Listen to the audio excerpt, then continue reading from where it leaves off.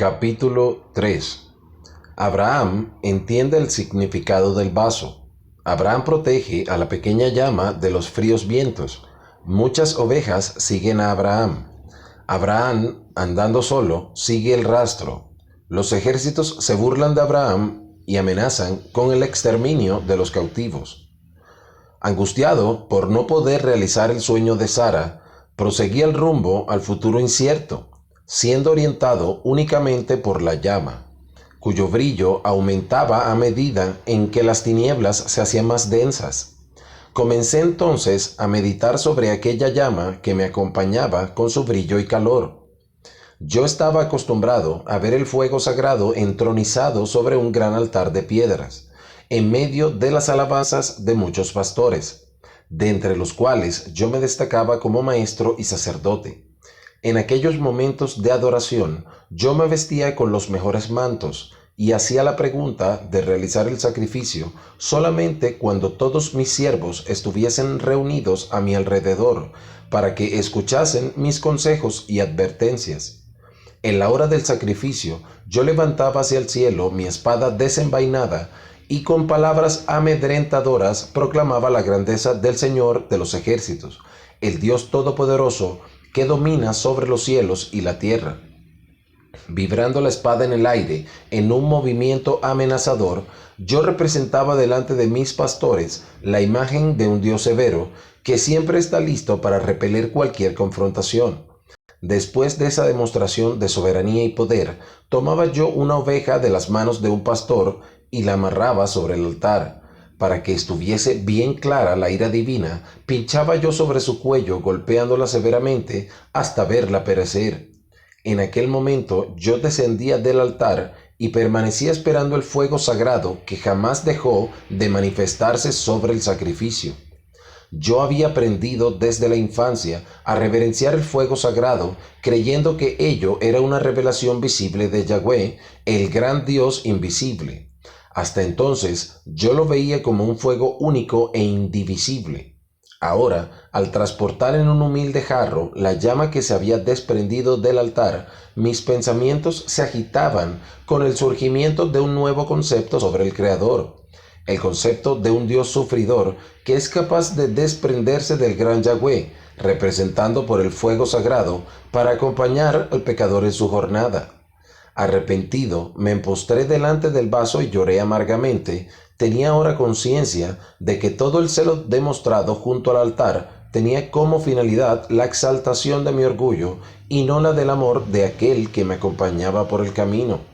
Súbitamente se me grabó en la mente la convicción de que aquella pequeña llama se me había desprendido del fuego sagrado, era una representación del Mesías, que se desprendía del gran Yahweh para ser el Dios con nosotros, compañero en todas nuestras jornadas. Al sobrevenirme esta convicción, la llama se alegró, tornándose más brillante y calurosa. Con el corazón transformado, proseguí por el camino rumbo al valle, llevando en los hombros el jarro que me había traído después de tanto desprecio. La alegría de una nueva revelación sobre el carácter del Creador. Momentos difíciles comenzaron a surgir en mi camino, cuando fríos vientos venidos del mar salado comenzaron a arremeterse contra la pequeña llama, procurando apagarla. Yo la amparaba con mi cuerpo, andando muchas veces de lado e igualmente de espalda, mas siempre avanzando rumbo al valle. Al romper la luz del día, me encontré a un paso de la planicie. Comencé a encontrar por el camino muchos rebaños que eran conducidos por rudos pastores. A medida en que avanzaba entre ellos, surgían tumultos y confusiones, pues muchas ovejas y cabras se asustaban con mi vaso ardiente, dispersándose por todas partes. Esto hizo que la mayoría de los pastores estuviesen irritados contra mi presencia en su medio. Sabiendo que no podría permanecer retenido en ese valle, proseguí de frente rumbo a Sodoma. Mientras que avanzaba, comenzó a suceder algo interesante. Muchas ovejas tiernas y sumisas comenzaron a acompañarme. Eran pocas al principio, pero poco a poco su número fue aumentando hasta que comencé a caminar con dificultad debido al gran número de ovejas que me seguían. A lo lejos yo podía ver a los pastores enfurecidos por la pérdida de sus ovejas más bonitas. Al llegar a la ciudad de Sodoma, la encontré vacía y devastada. Siguiendo los rastros dejados por los ejércitos y por la multitud de cautivos, fui aproximándome cada vez más al blanco de mi misión. Al llegar a la campiña de Dan, pude avistar a lo lejos el gran campamento de los soldados, al pie de una colina. Sin prisa, me encaminé hacia allá, conduciendo a mi nuevo rebaño. Desde lo alto del monte, pude observar el campamento en toda su extensión. Había millares de soldados conmemorando su victoria, mientras que centenares de cautivos yacían amontonados en medio del campamento, humillados y sin esperanza. Ante esa escena, estuve imaginando cómo se podría realizar la liberación. Mi presencia despertó la curiosidad de algunos soldados que al verme con el vaso fumigante se aproximaron y comenzaron a burlarse. Cuando me preguntaron el motivo de mi presencia en aquel lugar, les dije que venía a liberar a mi sobrino Lot. Mis palabras se tornaron en motivo de muchas bromas en todo el campamento. Después de esto, comenzaron a mofarse de Lot. En poco tiempo, toda aquella burla se transformó en gritos de venganza y proclamaron que a la mañana siguiente todos los cautivos serían exterminados, comenzando por mi sobrino. Capítulo 4. Abraham se reconforta con la llegada de sus pastores y aliados. Los pastores aprendieron a amar la luz del vaso. Lealtad de los aliados de Abraham. Orientado por la voz divina. Abraham da instrucciones estratégicas. La lamparilla de Lot. Confusión y matanza entre los ejércitos enemigos. Mientras intentaba imaginar lo que Yahweh podría hacer para alcanzar tan milagrosa liberación, vi surgir a lo lejos un grupo de pastores que se encaminaban en dirección mía, viniendo de Sodoma. Pensé al principio que eran los pastores enemigos que venían a arrancarme el rebaño conquistado con amor. Tal desconfianza pronto desapareció, dando lugar a un sentimiento de mucha alegría cuando descubrí que eran mis fieles pastores. Ellos se fueron aproximando en pequeños grupos de 12 hasta alcanzar el total de 300 pastores. Al mirar hacia ellos, pude notar en sus semblantes las señales de una gran lucha espiritual que tuvieron que enfrentar para estar de mi lado. Me contaron acerca de la experiencia de muchos compañeros que, desanimados, habían lanzado el aceite y la lana fuera de sus vasos, regresándose hacia sus tiendas. Me hablaron de cómo, en aquella noche anterior, habían aprendido a amar la luz de mi vaso, que para ellos se convirtió como en una estrella guía.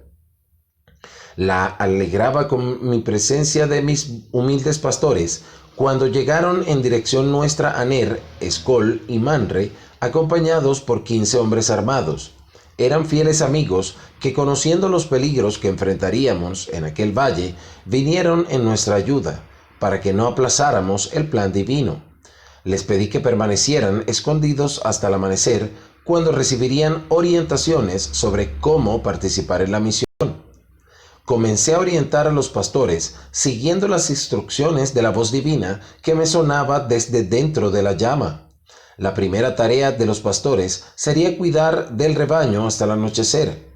Al volver, ordené que amarraran las madejas de lana empapadas en aceite en la punta de sus bordones, colocándolo dentro de los vasos que deberían mantenerse suspendidos boca abajo. Comencé a encenderlos con el fuego de mi llamarada hasta que las 300 antorchas estuvieron ardiendo, aunque ocultas en el interior de aquellos vasos. Ordené a 40 de mis valerosos pastores que en el momento indicado por una señal que sería dada, deberían avanzar silenciosos hacia el centro del campamento, circuncidando a todos los cautivos que yacían amontonados en medio del campamento de las tropas.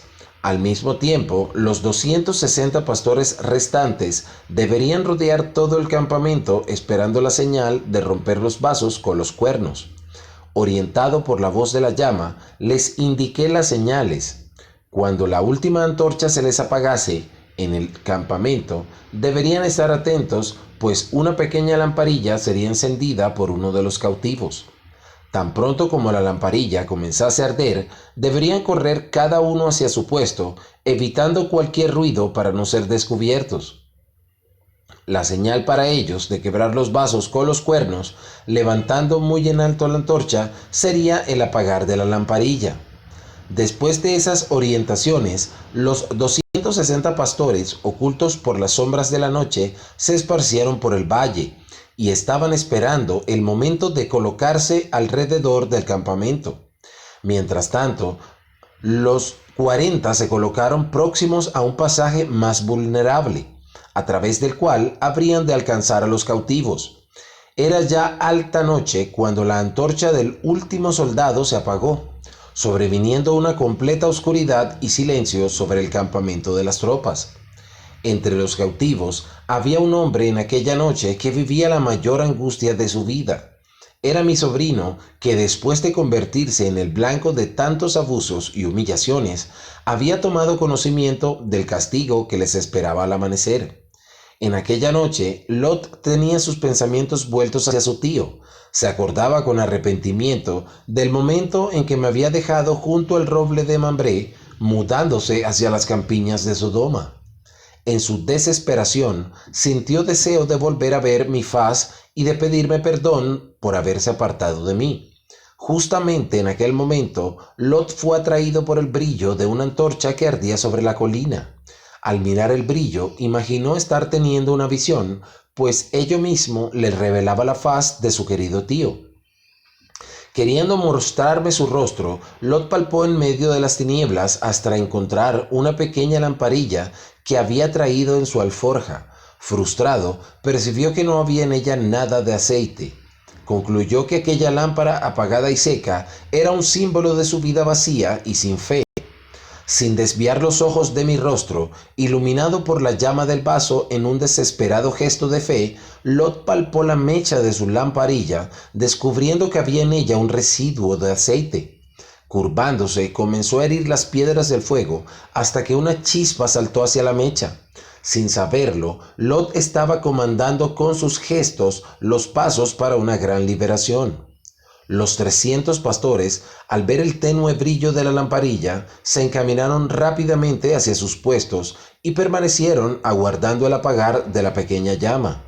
Desde el momento en que Lot se levantó con su diminuta llama, yo estaba mirando hacia sus ojos que miraban los míos. Vi que su faz traía señales de inenarrable angustia y malos tratos. Asimismo, pude leer en sus ojos azules que la esperanza y la fe todavía no la habían abandonado. El pequeño fuego de la lamparilla de Lot, con todo, no resistiría por mucho tiempo. Era necesario que se apagase para realizar la gran victoria. Cuando la oscuridad volvió a cubrir la faz de Lot, mis 300 pastores arremetieron sus cuernos contra los vasos que mantenían ocultas las antorchas ardiendo. Un gran ruido, como de caballería en combate, resonó por todas partes mientras que las antorchas eran suspendidas. Los 300 cuernos utilizados hasta entonces para conducir el rebaño sonaban ahora como trompetas de conquistadores.